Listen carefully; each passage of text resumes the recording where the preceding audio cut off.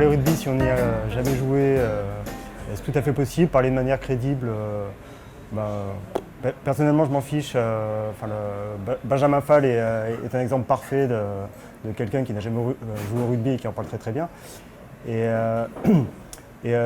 nous, notre approche, de toute façon, c'est quand même plus, on va le dire, décalé.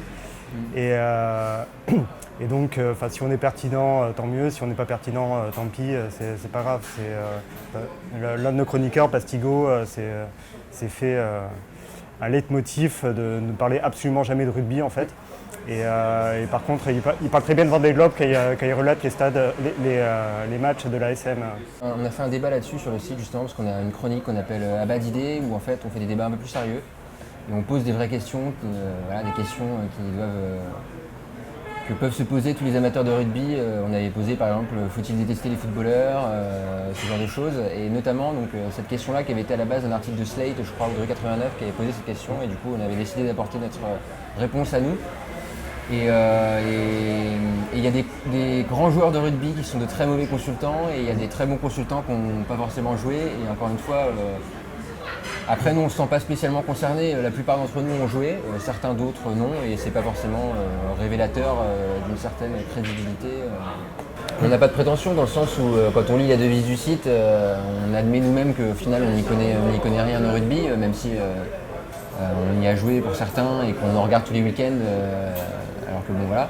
Mais je crois que c'est Henri Broncan qui est un entraîneur qui a entraîné pendant de très longues années et qui a quasiment en prenant sa retraite a fini par dire de toute façon je crois que même moi après 40 ans d'entraînement j'y connais toujours rien et nous c'est une posture qu'on aime bien de se dire voilà c'est un jeu très compliqué le rugby donc autant prendre ça un peu à la légère et arrêter d'essayer d'intellectualiser le truc à tout prix. Position sur le rugby en France, c'est une question beaucoup trop sérieuse pour nous, je crois.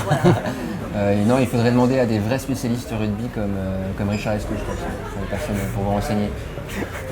Mais Richard Esco, c'est le problème ou la solution? C'est ça, on peut poser la question. Tiens, ça peut être un abat d'idées.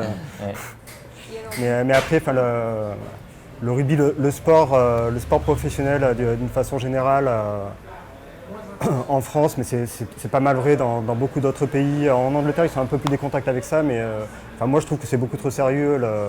Regardez Stade 2, c'est presque aussi sérieux que le jour du senior, quoi, et largement aussi passionnant à mon goût. Donc, je sais que moi je suis arrivé un peu plus tard à la boucherie que les grands anciens. C'est vrai que ça a été une bouffée d'air frais ah oui, quand même, on peut déconner avec. C'est quand même des mecs qui courent après un ballon qu'on peut déconner avec. Le rugby, c'est un jeu, donc c'est censé être le plaisir, donc à la fois pour les joueurs et à la fois pour les spectateurs. Et c'est vrai que des fois, il y a le sentiment que les joueurs s'emmerdent sur le terrain. Des fois, on ressent très fort le fait, en étant spectateur, de s'emmerder devant un match. Et après, le fait de faire de l'humour là-dessus, c'est pas grave si on se fait chier devant un match. C'est juste, tout ça n'est qu'un jeu et il ne faut jamais perdre ça de vue. Oui, on pense qu'on peut rire de tout puisque c'est que du rugby. Et que, voilà, attention, il y a quand même un joueur à Brive qui s'appelle Arnaud Mella et je veux dire, pour l'instant ça va, on dit pas du mal, mais on fait quand même attention parce que si un jour Brive est connecté à Internet, bon, c'est pas près d'arriver, mais on ne sait jamais si un jour ça arrive. Là, on risque nos vies, donc non, on essaie d'être prudent quand même, garder notre intégrité physique, ce qu'il en reste en tout cas.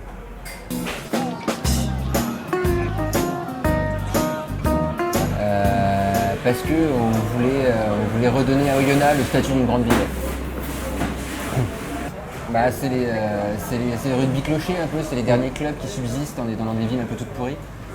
Donc c'est pour ça que ça nous amuse et qu'on en rigole, mais c'est bien qu'il soit là aussi. Ça permet justement de donner ce côté un peu atypique du rugby où le champion de France peut être Castres et tout le monde découvre que Castres existe le soir où on apprend aux 20h que c'est Castres qui est champion de France de rugby.